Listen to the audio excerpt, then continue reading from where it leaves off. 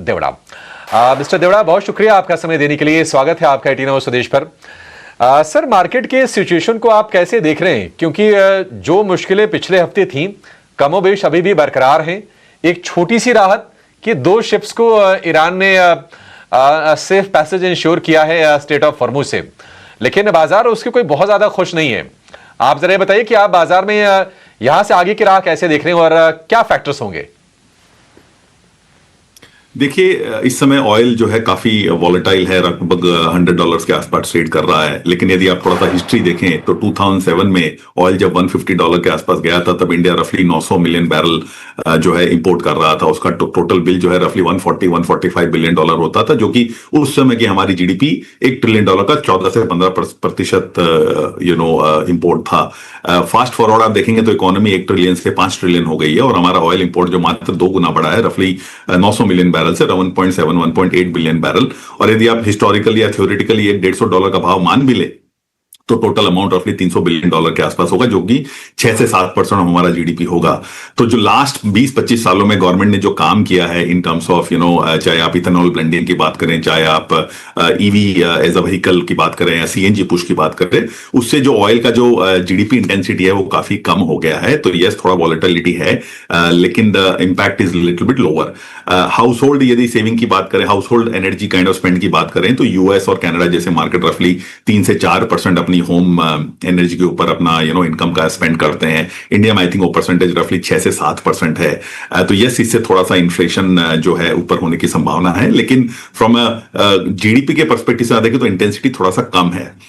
दूसरा पॉइंट मैं बोलूंगा कि आप जब भी कॉन्फ्लिक्ट देखेंगे, जैसे 1978 में ईरानियन रिवॉल्यूशन का कॉन्फ्लिक्ट हुआ था, या इराक कुवैत का वॉर हुआ था, या ईरान इराक का वॉर हुआ था, हर बार रफ से 4 से 5 मिलियन बैरल्स की हमेशा जो है प्रोडक्शन स्टॉप हुई है। इस बार आई थिंक हम जो है 20 से 25 मिलियन बैरल की जो है प्रोडक्शन का डिस्ट्रप्शन देख रहे हैं, जिसकी वजह से बाजार थोड़ा ज्यादा चिंतित है। लेकिन हिस्टोरिकली यदि पुराना आप देखें तो जब भी ऑयल के अंदर 20 से 25% से ज्यादा जो है मूवमेंट आया है, निफ्टी जो है ऑब्वियसली नेक्स्ट 12 से 15 महीने या 12 से 24 महीने में पॉजिटिव रिटर्न ही डिलीवर किया है।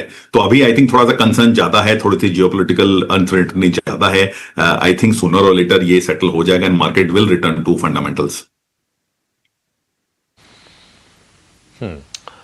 मिस्टर देवड़ा, जो लोगों के मन में जो सवाल है ना, मैं वही सवाल आपके सामने रख रहा हूं। बहुत सारे लोग अब ये सोचना शुरू कर चुके हैं कि क्या अभी के जो लेवल्स हैं, क्या ये वैल्यू बाइंग के अच्छे मौके हैं? हम देख रहे हैं कि जो ब्रोकरेजेस हैं वो भी निफ्टी के वैल्यूएशन मल्टीपल को थोड़ा थोड़ा ट्रिम कर रहे हैं।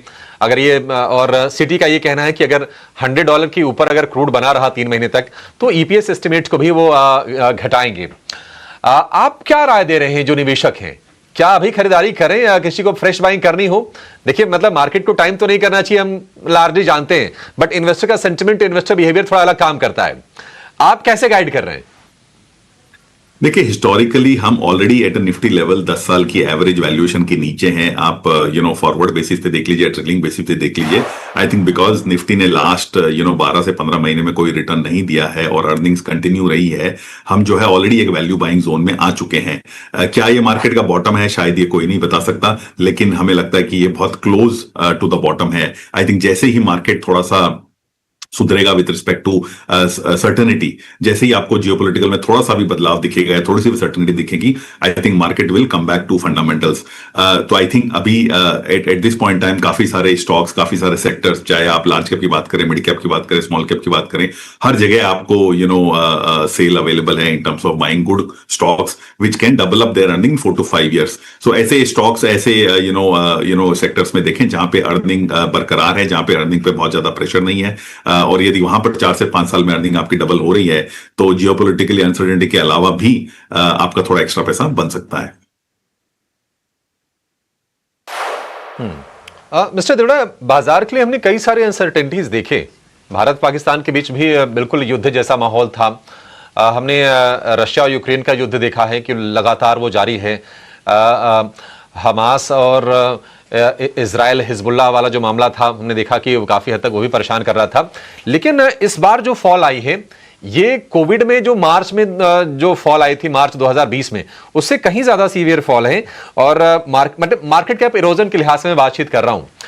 आप क्या सलाह दे रहे हैं? क्या जो लोग स्मॉल कैप में, मिड कैप में इन्वेस्टेड हैं, क्या इन्वेस्टेड अभी रहें अगर अभी तक पोजीशन अगर अपनी नहीं काटी है, या फिर जो लार्ज कैप्स हैं, जो ब्लू चिप्स हैं, उनकी तरफ थोड़ी पोजीशन को शिफ्ट करनी चाहिए? देखिए, एसेट एलोकेशन सर्टेनली हर इन्वेस्टर को करना चाहिए हर टाइप के बाजार के अंदर, चाहे वो बाजार बढ़ता बाजार हो चाहे घटता बाजार हो। लेकिन जैसे मैं आपको छोटा सा डेटा पॉइंट दूंगा, यदि स्मॉल कैप सेक्टर की हम बात करें तो रफली 50% से ज्यादा शेयर 50% से ज्यादा अपने हाई से नीचे गिरे हुए हैं। ऐसे में आपको काफी सारा जो वैल्यूएशन फ्रॉथ है वो क्लियर हो गया है। ऐसे में आपके पास काफी सारे अच्छे वैल्यूएशन पॉइंट्स दिख रहे हैं। दूसरा एक जो पॉइंट मैं बताना चाहूंगा कि जो फर्स्ट $1 ट्रिलियन ऑफ इकोनॉमी जो इंडिया ने करी थी, वो शायद जूट, कॉटन, टेक्सटाइल या स्टील सेक्टर्स ने उन्होंने कंट्रीब्यूट किया था। 1 to 4 ट्रिलियन शायद दूसरे सेक्टर जैसे आईटी सर्विसेज, प्राइवेट बैंक्स या फाइनेंशियल्स ने कंट्रीब्यूट किया था। आई थिंक जो $4 से 8 ट्रिलियन की जर्नी है वो नए सेक्टर्स कंट्रीब्यूट करेंगे, जैसे डेटा सेंटर है, सेमीकंडक्टर है, टूर्स एंड ट्रैवलिज्म है, या आपका मेडिकल डिवाइसेस है। तो आई थिंक काफी सारे नए सेक्टर इंक्लूडिंग ई कॉमर्स आप देख रहे हैं जिनके अंदर अपॉर्चुनिटी इस समय नजर आ रही है। काफी सारे इन सेक्टर्स की कंपनी अभी भी small cap as a segment के अंदर है। ऐसे में निवेशक यदि फॉरवर्ड फ्यूचर पर्सपेक्टिव से देखेंगे तो आई थिंक इसमें पैसे बनने की संभावना है। मिस्टर देवड़ा, ऑटो अगर हम स्टॉक्स की बात करें तो जो रियल इंपैक्ट है वो कम है, सेंटिमेंटल इंपैक्ट ज्यादा आ रहा है, क्योंकि लोगों को भय है कि अगर यहां से पेट्रोल डीजल अगर महंगे हुए, अभी तो 4 राज्यों के चुनाव है तो शायद सरकार तब तक कुछ ना करे, लेकिन उसके बाद शायद हम थोड़ा सा दाम बढ़ते हुए देखें। तो उसके चलते हमने देखा कि ऑटो स्टॉक्स में रिवर्स गियर लगातार लगा हुआ है। अपॉर्चुनिटी है या फिर आपको लगता है कि एक केस बन सकता है पेट्रोल डीजल प्राइस के रिवीजन का और उसके चलते फिर असर कंपनीज के वॉल्यूम पर आएगा? ऑटो इन जनरल आप देखेंगे तो काफी सारा अंडर डिस्ट्रप्शन था because of the electronic vehicle.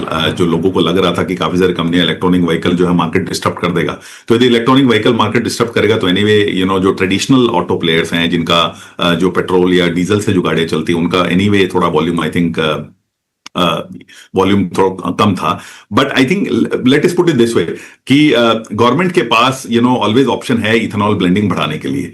They can always do that. जब ऑयल जो है $60, $70, $80 के आसपास था तभी भी आई थिंक पेट्रोल का भाव रफली जो आज की डेट में है उतना ही था। और जब आप आज ऑयल का भाव $100 के आसपास है तो भी आई थिंक पेट्रोल का भाव उसी बात पे है। मुझे लगता है गवर्नमेंट जो है ऑयल के जो एटलीस्ट पेट्रोल का प्राइस है उसे कंट्रोल करेगी, थोड़ा समय इसे देखेगी, उसके बाद जो है ऑब्वियसली अपने रिजर्व्स या किसी और टाइप के एक्शन पे प्लान करेगी। गवर्नमेंट ने आपने देखा होगा ऑलरेडी इमरजेंसी कमोडिटी एक्ट जो है ऑब्वियसली इन्वोक कर लिया है। जैसे गैस में उन्होंने थोड़ा सा आई थिंक जो आउटकम है 70% 80% के आसपास इंडस्ट्रियल सप्लाई थोड़ी कम की है। जो एक आई थिंक पॉजिटिव है, आपने देखा कि ईरान ने इंडिया के 2 शिप्स अलाउ कर दिए। ऐसा न्यूज में आई थिंक 2022 के आसपास हमारे और शिप्स वहां पे हैं। मुझे लगता है जो हमारा जो इस समय जियोपॉलिटिकल क्लाउड है या आप जो देखेंगे हमारी जो पॉलिटिकल फ्रेंडशिप्स है उससे मुझे लगता है थोड़ा सा पॉजिटिव सरप्राइज हमें देखने को मिल सकता है। आप देखेंगे रिसेंटली चाइना के साथ भी we have opened up again जो है लैंड बॉर्डर इन्वेस्टमेंट्स।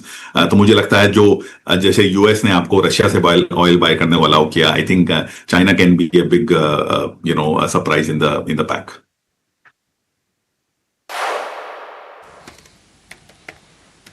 जी, एक और सवाल सर, आप जरा ये बताइए कि किसी को अगर अभी नई बाइंग करनी हो बाजार में तो शुरुआत किससे करनी चाहिए? क्योंकि बहुत सारे लोग ना ऐसे जब बाजार में मौके आते हैं तो बहुत सारे लोग दूर हो जाते हैं, जो वीकर हैंड्स होते हैं वो बाजार से बाहर चले जाते हैं और नए लोग अपॉर्चुनिटी भी खोजते हैं। आपके हिसाब से कहां पर एक्युमुलेशन शुरू कर देनी चाहिए, अगर आप प्रायोरिटी वाइज अगर आप सेक्टर्स बता पाए तो? देखिए, 2 चीजें इस समय आप देखेंगे तो जो अर्निंग ग्रोथ है लास्ट क्वार्टर की जो आई थी, आई थिंक उसमें ऑलरेडी लार्ज कैप में 10 से 12%, मिड कैप में 15 से 17% और स्मॉल कैप में 25 से 30% का ग्रोथ आपने को देखने का मिला था।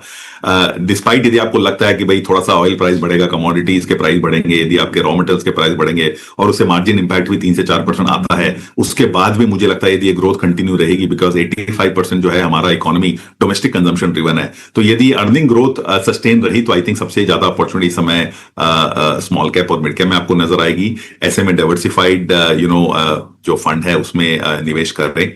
ऑब्वियसली वॉलेटिलिटी कंटिन्यू रहेगी, तो आई विल नॉट सजेस्ट कि आप एक साथ इन्वेस्ट करें। अपना जो है ब्रेक करके 3 या 4 इंस्टॉलमेंट्स में इन्वेस्ट करें। जैसे ही आपको अपॉर्चुनिटी मिले आई थिंक बाय कीजिए। एंड फ्रॉम दैट परस्पेक्टिव आप देखेंगे एसआईपी के अंदर, एसआईपी का डेटा जो फरवरी का है तो उसमें ऐसे कोई बहुत ज्यादा आई थिंक जो है डिसलोकेशन नहीं है। एफपीआई की बात करें तो FPI anyway I think last 5-6 साल से इंडिया में पैसा आई थिंक नहीं डाल रहे हैं या ऑलमोस्ट फ्लैट जीरो हैं। सो वो पर्सपेक्टिव से ऐसा कोई मेजर आई थिंक एक्सपेक्टेशन नहीं है। जो एक प्राइमरी सेक्टर जो आई थिंक आईपीओ का जो दौर चल रहा था, आई थिंक एक $140 बिलियन के आसपास जो आईपीओ का जो पूरा इंडिया ने एब्जॉर्ब किया, आई थिंक वो थोड़ा इस समय स्लो डाउन हो जाएगा। And I think it will come back जैसे ही मार्केट अपने फंडामेंटल्स के ऊपर सॉर्ट ऑफ आएगा।